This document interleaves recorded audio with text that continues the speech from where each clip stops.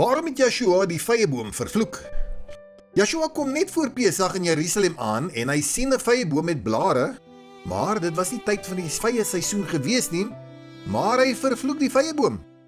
Vandag gaan ons bietjie kyk hoekom hy dit gedoen het, want dit maak nie regtig sin nie, want dit was nie die tyd vir vye gewees nie.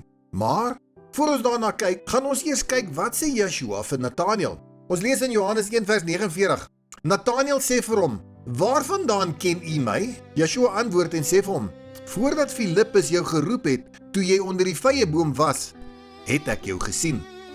Nou, Nathanael se reaksie was onmiddellik geweest en hy sê in vers 50, hy sê vir hom, "Rabbi, u is die seun van Elohim.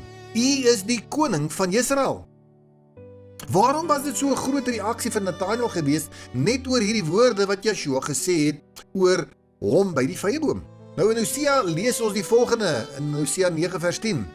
"Ek het Israel gevind soos druiwe in die woestyntyd. Ek het julle vaders gesien, let wel, soos voorvye aan die vyeboom, in sy eerste groei.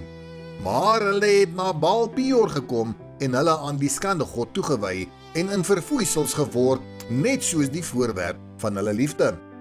Nou hier praat Jahwe self. Hy beskryf hoe hy Israel gesien het in hulle begin, soos die eerste vye aan 'n boom wat eers begin groei.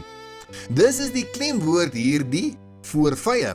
Nou belangrik in Hosea is dit nie 'n mens wat dit sien nie, dit is Jahwe wat sy volk herken, hulle kies en hulle roep. Wat is die verbintenis? Die vyeboom is Israel.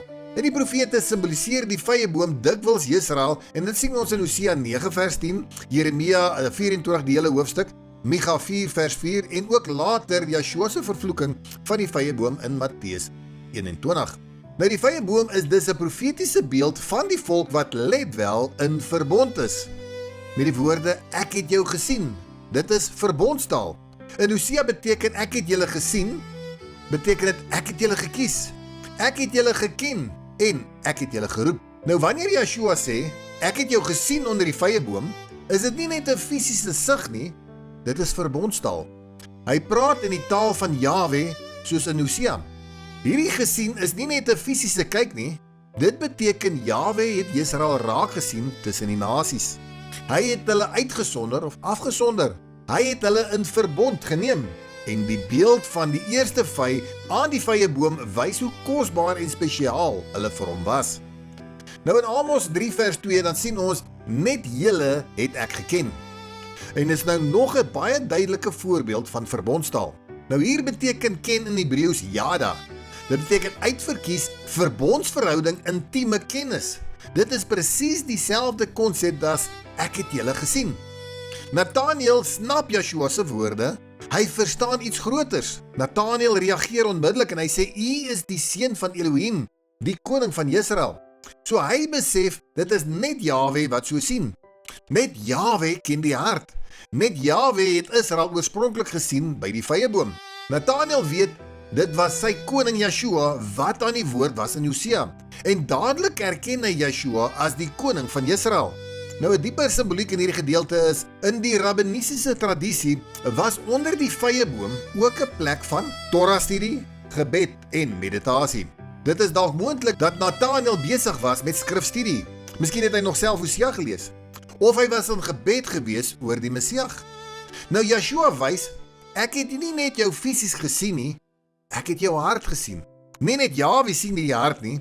Nou die verbondslyn in Hosea is dit Jahwe wat Israel sien. In Johannes is dit Yeshua wat Israel sien. Dis dieselfde verbondskarakter, dieselfde taal, dieselfde gesag. Nou nog 'n moontlike opsie is, in Hosea 9 word Israel later beskryf as 'n vyeboom wat korrup geraak het. In Johannes 1 vers 48 vind Yeshua 'n ware Israeliet Nathanael in wie daar geen bedrog is nie, en hy is onder die vyeboom. Yeshua ken Nathanael se hart en hy deursoek die niere. En net deur hom te sien sê Yeshua dit. Weereens 'n goddelike eienskap van Yeshua. Yeshua in die vyeboom wat nie vrug dra nie. Yeshua kom by 'n vyeboom, sien blare, hy soek vrugte. Daar is geen vrugte nie. En hy sê, "Mag daar nooit weer vrug van jou wees nie." En die boom verdroog. Waarom vervloek hy die vyeboom? Dit lyk vreemd, maar Dit is 'n profetiese tekenhandeling. In die Ou Testament simboliseer die vyeboom dikwels Israel. Byvoorbeeld Hosea 9 vers 10, Jeremia 8 vers 13 en Micha 7 vers 1. Israel word beskryf as 'n vroeë vye of 'n vyeboom sonder vrug. Hoe werk die vyeboom natuurlik? Nou vyebome, Ficus carica, in Palestina of Israel dra dikwels 2 gewasse per jaar. Die vroeë gewas, hulle noem dit breda of voorvye, dit groei op die vorige jaar se hout, begin ontwikkel voor of saam met die blare in die lente, rondom Maart en April, naby die Pesachfees se tydperk. Nou hierdie vruggies is klein, groen en soms eetbaar, al is hulle suiwer en minder soet as die hoofgewas. En boere en pysante, hulle eet gewoonlik dikwels dit as hulle honger is. Die hoofgewas of die later vye kom later in die somer, herfs of op die nuwe groei.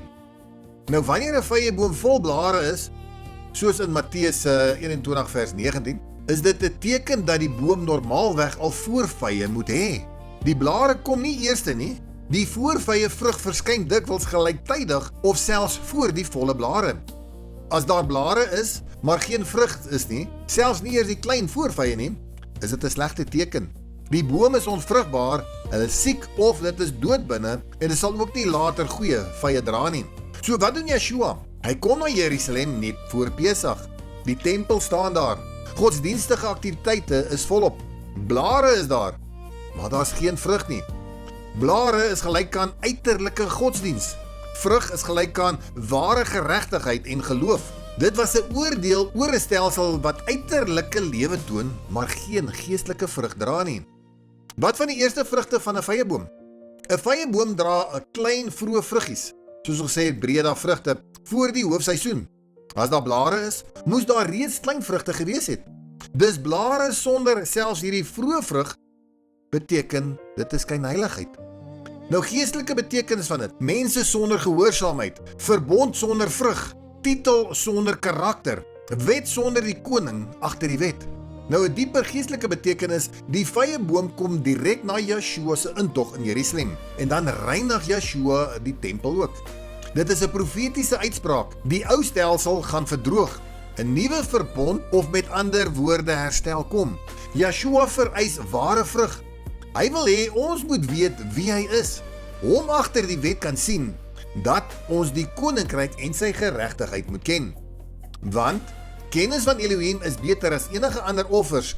Dus soos Nathanael moet ons ook wees soos 'n ware Israeliet sonder enige bedrog. Yeshua sê in Johannes 15 vers 1 tot 6, ek is die ware wynstok. Vrug kom nou deur verborgenheid aan Yeshua. Nog 'n belangrike aspek sien ons in Genesis 3. Adam en Eva, hulle gebruik vyeblare om hulle te bedek nadat hulle gesondig het. Vyeblare kan simboliseer selfgeregtigheid, menslike bedekking en uiterlike vertoning. Yeshua vervloek dus 'n boom wat net blare het. Adam en Gawa het geweier om van hom die boom van die lewe te eet. En hulle was vervloek en hulle was afgesny van hierdie fontein van die lewe en hulle was uit die tuin van Eden gejaag gewees. Dit is sterk simboliek. Wat sê dit oor Yeshua se mag en gesag en sy goddelikheid? Hy het gesag oor die skepping. Hy het gesag oor seisoene, oor die verbond en oordeel. En net Elohim vervloek 'n boom en dit gehoorsaam onmiddellik en hierdie boom verdroog. Dit was nie woede nie, dit was 'n koninklike profetiese uitspraak. Waarom vervloek hy dan die vyeboom? Omdat dit 'n teken van Israel was, die uiterlike godsdiens sonder vrug uitgebeeld het. Dit simboliseer die komende oordeel oor Jerusalem. Dit wys hy soek vrug, maar hy kry dit nie, hy sien net blare. Dit bevestig sy gesag oor die skepping en sy verbond. Hulle dra blare, hulle onderhou die wet, maar hulle het nie 'n persoonlike verhouding met hulle koning, hulle bruidegom nie, en hulle ken nie hulle man nie, en net soos die sonder 'n bruiloftskleed weggejaag word, word die vyeboom ook vervloek, en hy verdroog. En hier waar ons nou net klaar is met die Purimfees, wat wys na hoe die volk van die Judeërs byna uitgewis was, maar deur die hand van 'n vrou, Ester, wat 'n maagd was, wat die volk gered het om as bruid te wees vir koning Ahasveros, loop Pesach hand in hand saam 'n maand uitmekaar en Yeshua wat uit 'n maag kom in Jerusalem net voor Pesach.